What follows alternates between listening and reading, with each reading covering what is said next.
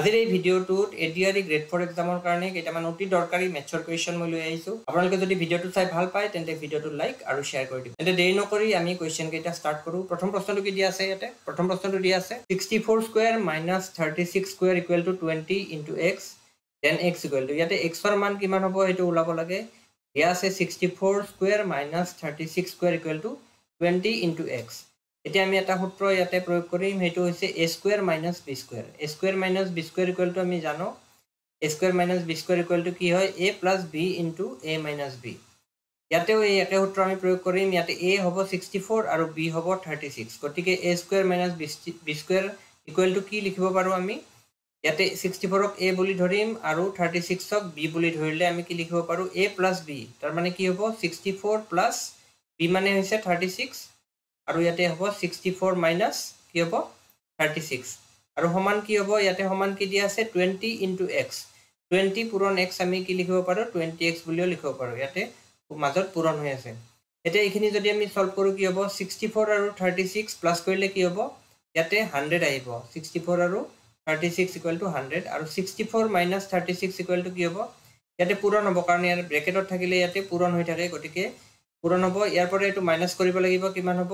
8 হ'ব ইয়াতে আৰু ইয়াতে 28 ইকুৱেল টু 20x।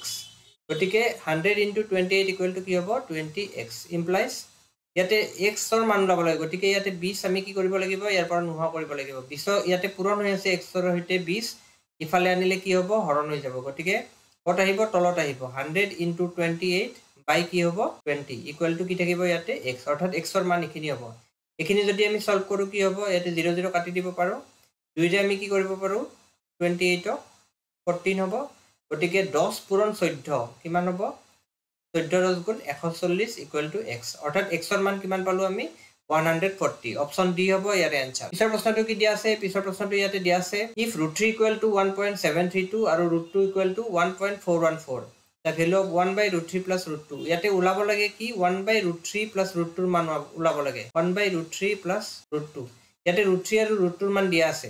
আমি যদি ইয়াতে √3 আৰু √2 মান বহা দিওঁ তেন্তে আমি সলভ কৰোঁতে বহুত দিগদাৰী হৈ যাব, কাৰণ 1 বাই ইয়াতে পইণ্টত আহি যাব, দশমিকত আহি যাব। গতিকে আমি কি কৰিম? প্ৰথমতে ইয়াক অলপমান আমি সৰল কৰি ল'ম। √3 প্লাছ √2 ইয়াতে আছে। আপোনালোকে মনত ৰাখিব, এনে ধৰণৰ কুৱেশ্যনত তলত যিটো থাকে সেইটোৰে ইয়াতে প্লাছ আছে, মাইনাছ কৰি পেলাই পূৰণ দিব লাগে। ইয়াতে √3 প্লাছ √2 আছে। ইয়াতে আমি কিহেৰে পূৰণ দিম? ওপৰত আৰু তলত আমি পূৰণ দিব লাগিব, লব আৰু হৰক। √3 মাইনাছ √2ৰে আমি পূৰণ দিব লাগিব। ওপৰত কি আছে? 1 আছে, গতিকে পূৰণ কিহেৰে দিব লাগিব? √3 মাইনাছ √2। এনে ধৰণৰ কুৱেশ্যন যিয়ে আহক আপোনালোকে ইয়াতে প্লাছত থাকিব, তেতিয়া আপুনি সেম মাইনাছত আপোনালোকে পূৰণ দিব লাগিব, আৰু ইয়াতে যদি মাইনাছ থাকে আমি প্লাছ কৰি পেলাই পূৰণ দিম। তাৰপিছত ইয়াতে a plus b a minus b, এই সেম সূত্ৰ আমি প্ৰয়োগ কৰিম আগৰ অংকটোত যিটো সূত্ৰ প্ৰয়োগ হৈছে। √3 প্লাছ √2 √3 মাইনাছ √2, অৰ্থাৎ a plus b into a minus b, a square minus b square. গতিকে √3 মানে হৈছে a, গতিকে স্কোয়াৰ হ'ব a square minus √2 whole square.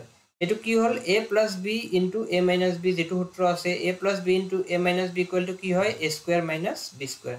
এই সেম সূত্ৰটো আমি ইয়াতে প্ৰয়োগ কৰিছোঁ। গতিকে ইয়াতে হ'ব √3 স্কোয়াৰ মাইনাছ √2 স্কোয়াৰ, আৰু ওপৰত কি থাকিব? √3 মাইনাছ √2।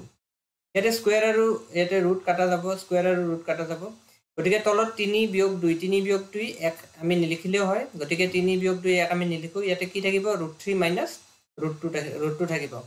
এতিয়া আমি ইয়াৰে মান বহাই দিম। √3 মান কিমান আছে? 1.732 মাইনাছ √2 মান কিমান দিয়া আছে? 1.414। গতিকে এইখিনি বিয়োগ কৰি দিম। গতিকে 1.732ৰ পৰা যদি 1.414 আমি বিয়োগ কৰোঁ কি পাম? 12 4 গ'লে 8, ইয়াতে 2 থাকিব 1, আৰু ইয়াতে কিমান থাকিব? 7, 7 4 গ'লে কিমান? 3। গতিকে ইয়াতে পইণ্ট 1 আৰু 1 গ'লে 0, 0.318। ইয়াতে কি আছে? অপশ্যন কোনটো? অপশ্যন চি, 0.318 হ'ব ইয়াৰে এনচাৰ। আমি কেনেকৈ কৰিলোঁ? ইয়াতে a plus b into a minus b সূত্ৰ প্ৰয়োগ কৰিছোঁ। ইয়াতে এইটোক a বুলি ধৰিছোঁ, এইটো b বুলি ধৰিছোঁ। a plus b √3 plus √2 √3 minus √2, অৰ্থাৎ a মাইনাছ b ৰে তলত পূৰণ দিছোঁ। তলত যদি পূৰণ কৰোঁ ওপৰতো পূৰণ কৰিব লাগিব। ওপৰত অলৰেডি 1 আছে, 1ৰ লগত এইটো পূৰণ হ'ব। গতিকে তলত a plus b a minus b a square minus b square হৈ ইয়াতে তলত 1 হৈ যাব। 1 আমি নিলিখোঁ তলত, আৰু √3 মাইনাছ √2, গতিকে ডাইৰেক্ট ইয়াৰ পৰা এইটো মাইনাছ কৰি দিলে এনচাৰ ওলাই যাব।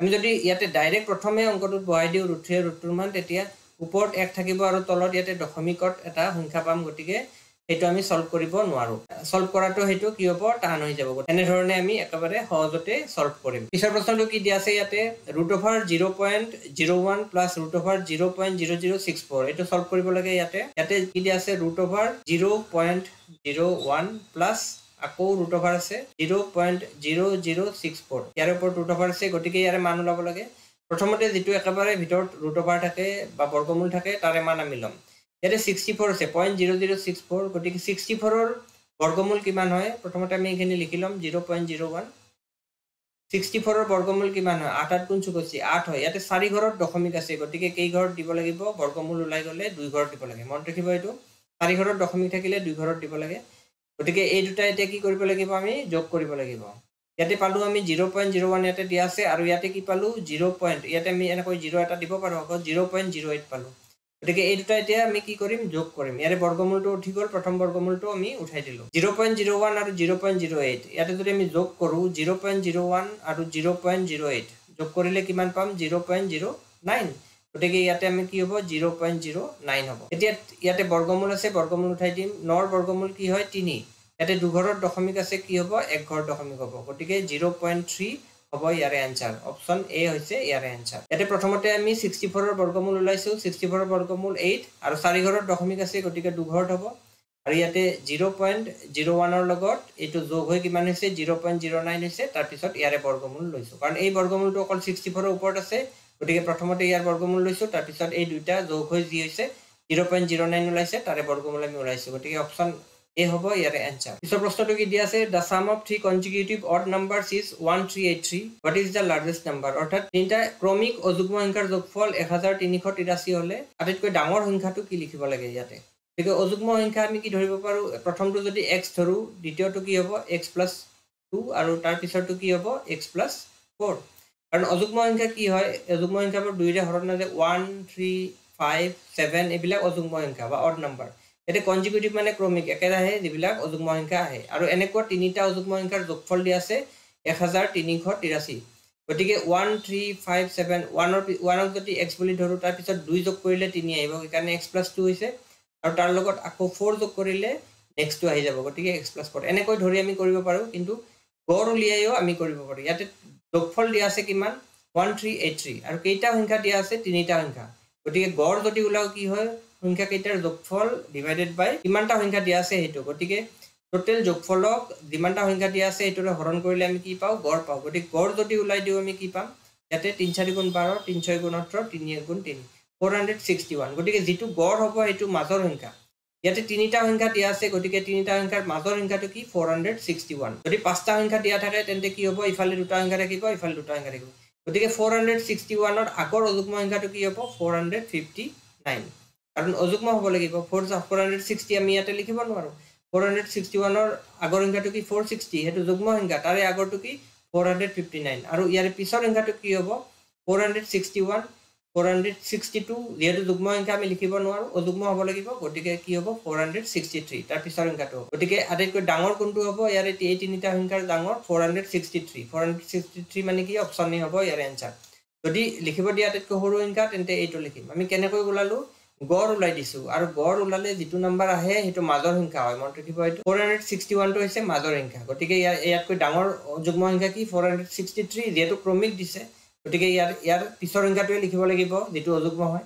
আৰু ইয়াৰ আগৰ যেটো অযুগ্ম সংখ্যা হেতু কি আছে 459 গতিকে এই তিনটা আমি যোগ কৰিলে কি পাম 1383 পাম আৰু ইয়াৰ আটাইতকৈ ডাঙৰ সংখ্যাটো হৈছে 463 আমি কৰি চাব পাৰো এই তিনটা যোগ কৰি চাব পাৰো 1383 উলাই নাই উলাবই লাগিব গতিকে এনেকৈও কৰিব পাৰো আৰু নহলে x + 2 x + 4 ধৰিও আমি এটো সলভ কৰিব পাৰো যদি এটো সলভ কৰো x + 2 x + 4 তেনে কি লিখিব লাগিব x + 2 + x + 4 মান কিমান তিনিটা সংখ্যা এটো এটা যোগফল কিমান দিয়া আছে 1383 গতিকে ইকুৱেল টু কি হ'ব ইয়াতে x কেইটা আছে 1 2 3 গতিকে x তিনিটা হ'ব প্লাস 4 আৰু 2 যোগ কৰিলে কিমান হ'ব 6 1383 6 যদি আমি ইফালে লৈ যাও কি হ'ব বিয়োগ হ'ব আৰু ইয়াতে x ইকুৱেল টু কি হ'ব ইয়াৰ পৰা 6 বিয়োগ হ'ব 6 বিয়োগ হলে কিমান হ'ব 1383 ৰ পৰা 6 যদি বিয়োগ কৰো আমি কিমান পাম 1377 আৰু তাৰে তলত কি আহি যাব ইয়াতে 3 পূৰণ হৈ আছে ইয়াতে হৰণ হৈ যাব 3 তলত আহি যাব গতিকে x ৰ মানটো আমি পাই যাম x মানে হ'ব আটাইতকৈ সৰু অযুগ্ম সংখ্যাটো গতিকে x ৰ মান কিমান হ'ব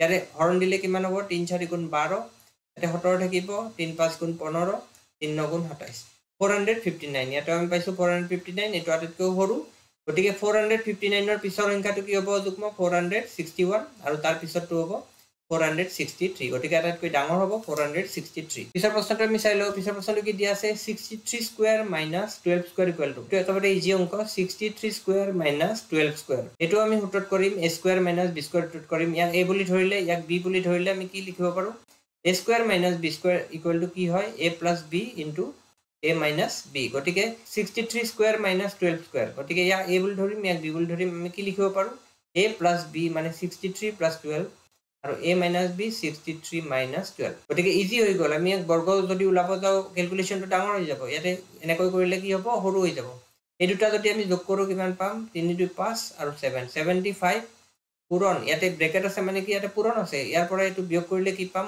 151 গটিকে 51 আৰু 75 পূৰণ কৰি দিলে যেটো হ'ব এটো आंसर গটিকে 75 আৰু 51 যদি আমি পূৰণ কৰো কি পান হ'ব ইয়াতে 75 আৰু 5 5 গুণ 25 ইয়াতে 2 5 8 গুণ 35 37 গটিকে কি পাম 3825 ইয়াতে 3825 দিয়া আছে কোনটো অপচন ডি হ'ব ইয়াৰ आंसर এটো আমি সূত্ৰত কৰিছো a square minus b square a plus b a minus b গটিকে এই দুটা যোগ কৰি 75 পাইছো আৰু এই দুটা বিয়োগ কৰি কিমান পাইছো 51 এৰুটা পূৰণ কৰি দিছো আমি কিমান পাইছো 3825 হ'ব ইয়াৰ आंसर পুনৰকল ভিডিওটো চাই কেনেকুৱা পালে কমেন্ট কৰি জনাব আৰু এনে ধৰণৰ ভিডিওৰ কাৰণে আমাৰ চেনেলটো সাবস্ক্ৰাইব কৰি বেল আইকনটো প্ৰেছ কৰি থব যাতে নতুন নতুন ভিডিওৰ নটিফিকেশন আপোনালোকে পায় ধন্যবাদ